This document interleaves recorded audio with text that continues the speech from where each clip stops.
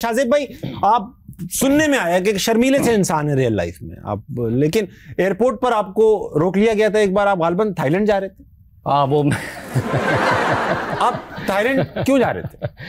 Thailand तो मैं घूमने जा रहा था। ये बात है कोई आई थिंक 13-14 साल पुरानी बात है। जी जी, हल्का फुल्का लोग पहचानने लग गए थे। हाँ।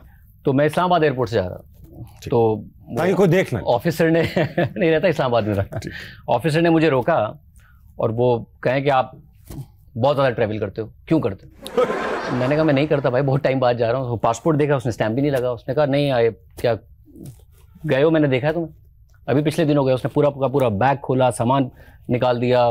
मुझे लगा बैग काटने वाला है। अब मुझे शर्म आया उसको ये बताते हुए कि कहीं भाई देख लिया होगा आपने। नहीं बताया नहीं, ये हिम्मत नहीं होती मुझ में कभी भी। अगर कोई बोल भी रहा हो कि आपको कहीं देखा है तो ये बताना बड़ा मुश्किल होता है।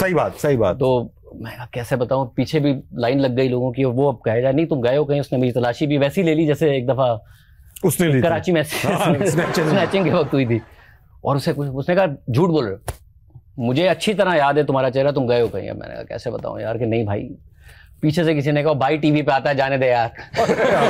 फिर उसने पहचाना, उसने कहा अच्छा। फिर उसने थोड़ी सॉरी अपोलोजाइज किया, वरना कोई 10-15 मिनट बड़ा बेइज्जत किया उसने। अच्छा शाजिब भाई, ये बताएं, ऑनेस्टली बताएं कि 3 साल हो गए हंसना मना होते होते, ठीक है, काफी लोग आए, जियो के तमाम ही एंकर्स आ चुके, आपको क्या चीज रोके रख रही थी? यार मैं बुनियादी मसला ये है, जैसे फॉर एग्जांपल मैंने जब करियर शुरू किया तो स्टॉक मार्केट नीचे गिर रही थी और स्टॉक मार्केट नीचे जा रही थी। मुझे ऐसा लगा स्टॉक मार्केट बंद हो जाएगी और मैंने एक चैनल ज्वाइन कर लिया जो कि स्टॉक मार्केट का चैनल। और जब मैं जियो आया 2014 में तो जियो भी बंद था। तो फिर मैंने कहा एक ऐसे शो में जाऊं जो बंद होने वाला। तो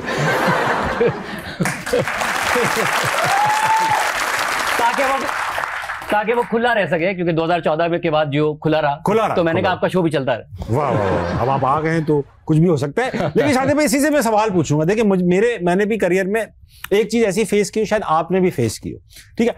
जब आप आए तो ये शो ऑलरेडी एक किसी और नाम से बहुत स्टैब्लिश शो था, गालिबन पाकिस्तान का नंबर 1 शो था उस स्लॉट का, उस वक्त भी।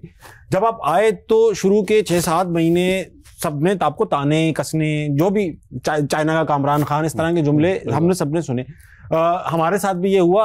हमारा कंपैरिजन शाजिब खान उनसे नहीं हुआ, कामरान खान से। वो कपिल शर्मा से करने लगे कि ये उनका शो कॉपी है वो। तो आप जब आए तो ये आपके वो 6 महीने कैसे गुजरे? हमारे तो बहुत ज्यादा बुरे गुजरे। अरे मेरे भी बहुत ज्यादा कोई अच्छे नहीं गुजरे। क्योंकि ज़ाहिर सोशल मीडिया पे बहुत ज्यादा ट्रोलिंग हुई। जब मैं आया तो उस वक्त मुझे ये था, लोगों ने कहा कि आप अपना म्यूजिक बदल दें, प्रोग्राम का आप अपना शो का टाइटल बदल दें, आप सेट बदल दें। ठीक। तो एक शख्सियत है जो उनको अपना नाम में मसला होता है कि नाम ऑन एयर नहीं जाना चाहिए, उन्हें बड़ा कोई ऐसा नाम ना लीजिएगा जो ना चल सके। हाँ है तो ऐसा ही है, तो ऐसा ही, मगर फिर भी मैं ले देता हूँ। उसका नाम है मुआज एहसन। ठीक। और उनका बड़ा कॉन्फिडेंस था। उनका था ये कॉन्फिडेंस, क्योंकि मैं टॉक शो करता था, बट उन्होंने मुझे कहा कि भाई आप 1-to-1 इंटरव्यूज बहुत अच्छे करते हैं और ये एक ऐसा न्यूज शो है जिसमें आपको बहुत सारे 1-to-1 इंटरव्यूज करने का मौका मिलेगा। अब कामरान खान साहब एक बहुत बड़ा नाम है और इंडस्ट्री का कोई भी एंकर हो, हम बिजनेस प्लस में होते थे, मैं था, शहजाद इकबाल था, रबिया थी, हम सबकी एक ही ख्वाहिश थी कि हर एक दिन ये शो करना है। और मगर ये था कि कामरान खान साहब तो नहीं छोड़ेंगे शो, तो हमें कभी बुढ़ापे में जाके शायद ये शो मिलेगा। क्योंकि और कामरान खान साहब करते ही इतना अच्छा थे कि सबको होता था कि हमने ये शो एक दिन करना है, क्योंकि इंडस्ट्री का ये शो सबसे बड़ा है। फिर एक नया चैनल आया, कामरान खान साहब वहां चले गए, वही नहीं चले गए, सारे एंकर वहां चले गए, सब चले गए, बहुत सारे लोग। और वहां से जाहिर है मुझे भी ऑफर आई, सबको ऑफर आई।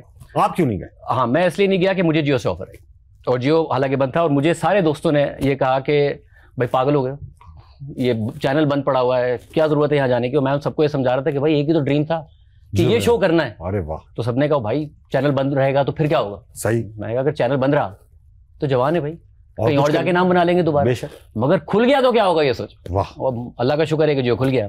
और उसके बाद मौका मिला काम करने का। तो शुरू के 3 महीने बहुत मुश्किल थे और मुआज मुझे बार बार ये कहता था कि भाई जो म्यूजिक है वो 3 महीने बाद आपका हो जाएगा। सही बात। जो नाम है वो 3 महीने बाद आपका हो जाएगा, जो सेट है वो 3 महीने बाद आपका हो जाएगा। मुझे आप पर एतमाद है, आप अपने ऊपर भरोसा रखो। और उसने वो कॉन्फिडेंस दिया और वो पे ऑफ किया। हमारे साथ भी ऐसे ही। अगर आपको मेरा और शाजिब भाई का काम पसंद है तो आप ईमेल कीजिए जियो को और हमारी तनख्वाहें बढ़ा दें। शाजिब भाई और भी लोग जिंदा हैं अभी क्राउड में, उनके पास चलेंगे। नहीं, मगर उससे पहले भाई, हाँ, कुछ कहना, आपके अपने शो में हमारा बड़ा किरदार है। आपका? जी जी, बड़ा किरदार है ये। मुआज को ने ऐसे ही, आपका जो शो माशाल्लाह है, वैसे तो जाहिर है आपको अल्लाह ने टैलेंट दिया है।